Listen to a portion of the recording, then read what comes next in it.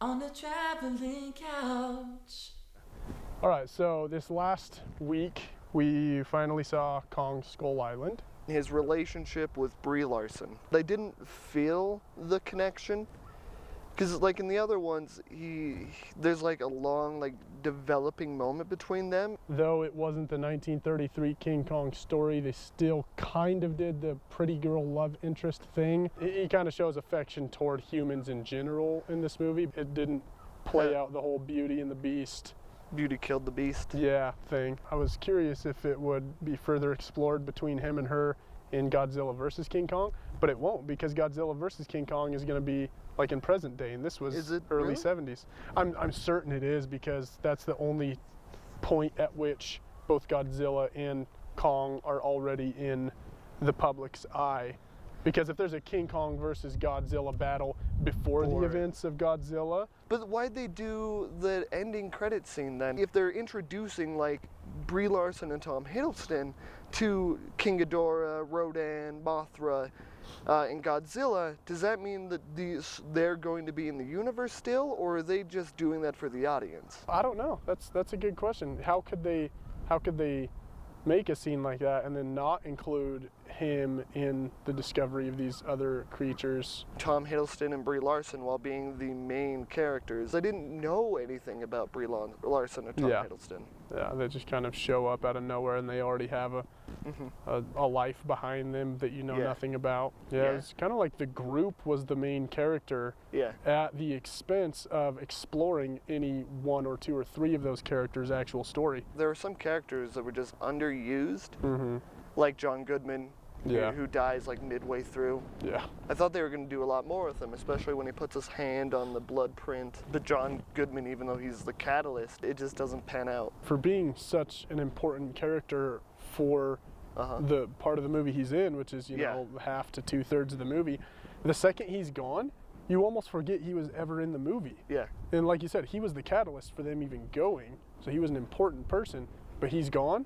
And then the movie just rolls on and you just forget he was ever there. Yeah, no one cares. More people care about the random character. Toby Kebbell's character. Yeah, the dude who's like Dear Billy. Yeah, Dear Billy. Yeah, that was like, because they spent so much time setting him up as like the good, humble soldier who just wants to go back home to his family. He's writing to his kid, and then he gets isolated from the group. Yeah. And so you're sure it's going to be a story of his survival. The dude just gets eaten, like very unceremoniously. And the movie looked really nice. Yeah. It didn't look bad at all.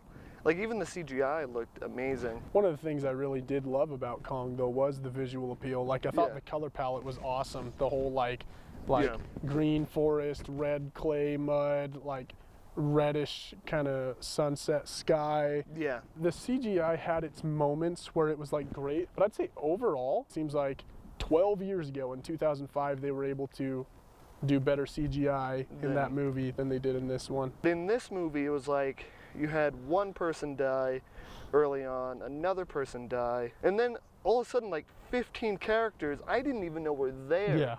Were like being killed by the lizard things. Basically, they were held in reserve just to be slaughtered all in one scene, just for effect. They're details that I wish they would have focused more on, but it doesn't take away from the fun of the movie. Yeah, I still really enjoyed it. Went and saw Beauty and the Beast. I didn't see it, but you did. I don't have too much to say about it, other than that it was good, but I was expecting more, and to be fair, I was probably expecting the world from it, because the Beauty and the Beast cartoon was one of my favorite Disney cartoons. Strengths, definitely Luke Evans as Gaston. That was like the best casting choice they made. Emma Watson, I've heard a couple of people complain about her not really being Belle, her not being the greatest singer, and maybe I'm easily impressed by singing because I thought she did just fine in her singing. I'll admit she probably was not exactly the right fit for Belle, but it's just so hard to not love her anyway because she's Emma Watson, you know.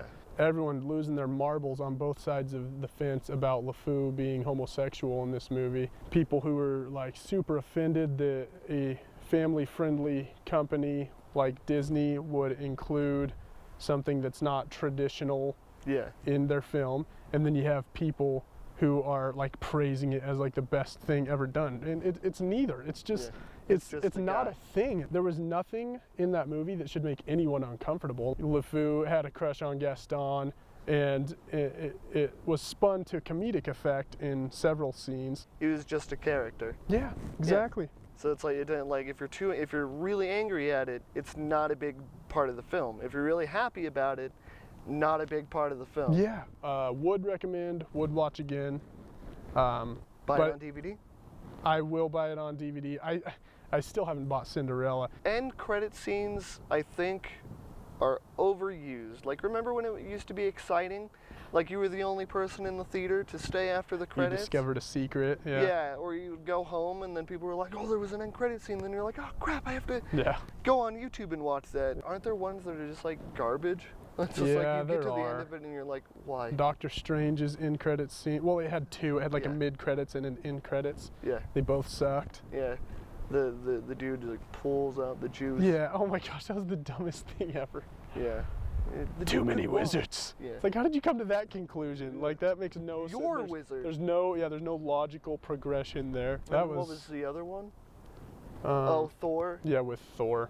And it was just like, oh hey, I'm gonna be in either Thor Ragnarok or Avengers Infinity War. The Kong one, I'm pretty sure that they put it in there because though people like you and me Yeah. keep up on movie news and we know ahead of watching the movie Yeah. that it's connected to the Godzilla movies, but that's not the majority of people. Most moviegoers are like, they go once every 2 months or so Didn't- to see a movie. Yeah, I'm pretty sure we had to tell everyone at the theater that we went with. It was like, Yeah. oh yeah, do you know this is a universe now? Yeah.